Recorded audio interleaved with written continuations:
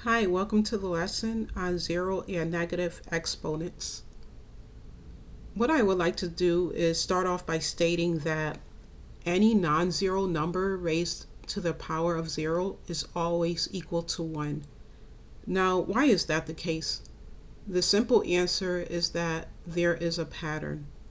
So what I want you to see here is that 4 raised to the fourth power is equal to 256. Then we're going to divide the result by the base in each step. So 256 divided by 4 is equal to 64. 64 divided by 4 is equal to 16. So hopefully you see what's going on here. And notice 4 divided by 4 is 1. So we see that 4 raised to the power of 0 equals 1. A lot of times students would come across a simple statement that says something like, any non-zero number raised to the power of 0 is always equal to 1, but they're hardly given an explanation as to why that's the case, so that's why I wanted to go over that.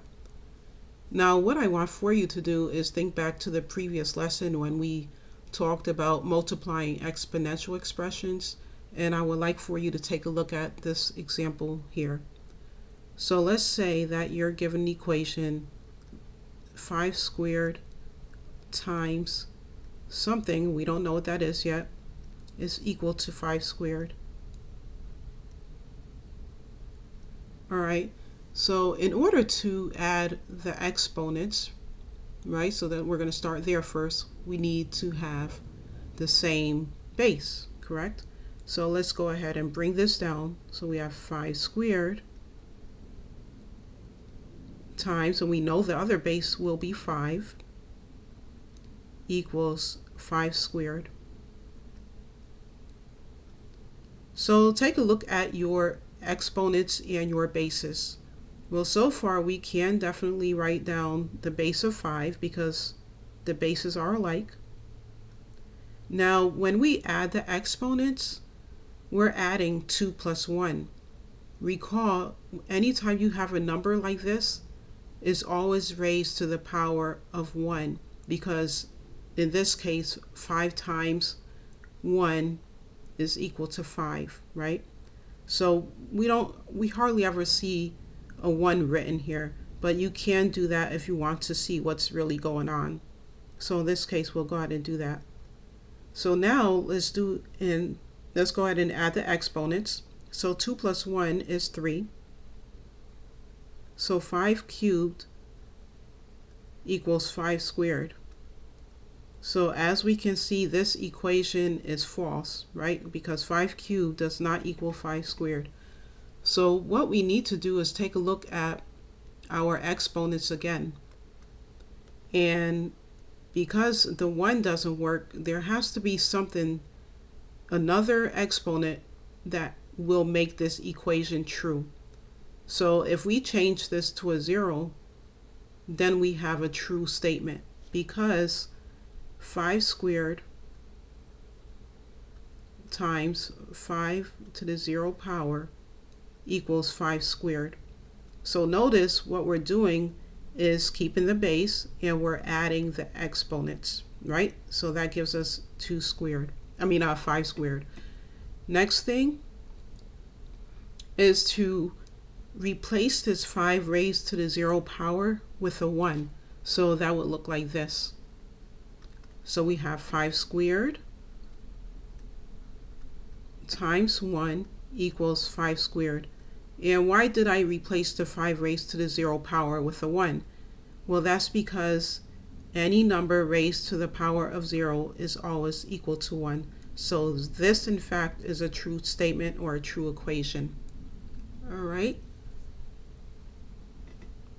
Now, I once had a student ask me if this same idea, that is a non-zero number raised to the power of 0, is also applied to negative non-zero numbers. Now, what I want to do is go ahead and show you that the simple answer is yes, but I want you to see why that's the case as well, okay? So let's go ahead and move over to the next screen here. So let's see if that's Okay, there it is. All right, so let's say that, and actually I will work with a -3. So we'll start with -3, and that's raised to the fourth power, and that's equal to 81. So the next one, -3 raised to the power 3 is equal to -27. -3 squared is equal to 9. -3 raised to the first power is equal to -3. And -3 raised to the power of 0 is equal to 1. All right, so just notice the pattern here too, that we started off with a positive and then it alternates. So positive, negative, positive, negative. You get the point here. So I definitely wanted you to see it in action as far as what's going on. But yes, the same idea applies. It's just that you're just multiplying a base of a negative number with a negative number. All right. Now there's something else I want to show you as well. So this time I would like to work with, I'll work with 4, the base of 4 this time. So let me go ahead and clear this out. So let's say that you're given 4 cubed, that's equal to 64. 4 squared equals 16. 4 to the first power is equal to 4. 4 raised to the power 0 is equal to 1. So I'm going to go ahead and start the first one for you. So let me go ahead and change the color here. Okay, so let's say that you're given 4 raised to the negative first power, 4 raised to the negative second power, and 4 raised to the negative third power. Okay, so I'm going to go ahead and solve the first one for you.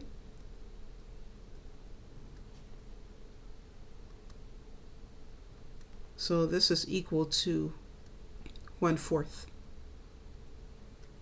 Okay. So what I want for you to do is go ahead and see if you can spot any pattern at all, and then go ahead and try these two if you want to, if you can spot what's going on. But other than that, go ahead and pause the video to see if you can figure this out. All right, so I've completed the first one. Okay, so let me go ahead and complete the last two before we continue on with the explanation. Okay, let's see.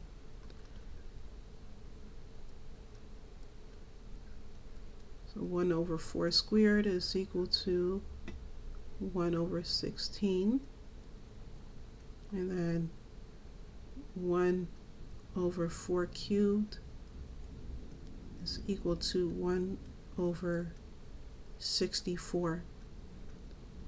All right, so can you spot a pattern at all? Well, what I want for you to do is take a look at this first one. All right, so we have 4 raised to the negative first power, which equals 1/4. All right, now what I want for you to do now is take and look at 4 raised to the negative first power. I want you to take a look at its opposite though. All right, so we have its opposite here. So 4 raised to the first power, 4 raised to the negative. Now what I want for you to do is take a look at their answers. Okay, 4 raised to the first power is 4. 4 raised to the negative first power is 1/4. So as you can see, really you're just flipping, right? Because remember, this 4 is the same as 4 over 1, right? It's just that we do not write the 1 because this is understood to be 4. All right, so if you take a look, this is 4 over 1, this is 1 over 4. So all you're doing is flipping. Now, this is what is defined as negative exponents, right? Because when you calculate negative exponents, you're simply taking the reciprocal or multiplicative inverse of that base number, which means the opposite. That's all. You're just flipping, and you're raising it to the corresponding positive power. So hopefully this makes sense to you. If not, of course, go ahead and rewind. It never makes sense in the beginning. So take a look at 4 raised to the negative second power. So what I did was to make it easier for you to see what's going on, I simply took the 1 and I put 1 over 4 squared, right? Because like I said, you're flipping. And then I just went ahead and simplified it further, right? So I left the 1 as it was, and I multiplied 4 times 4 because remember, we have the base of 4. We're multiplying it twice because of our exponent. And the same holds true with 1 over 4 cubed, okay? So, it's 4 raised to the negative third power. We flipped it, and we got this result, okay? So hopefully this was helpful to you. If not, please go ahead and rewind. It'll probably make sense a second time through.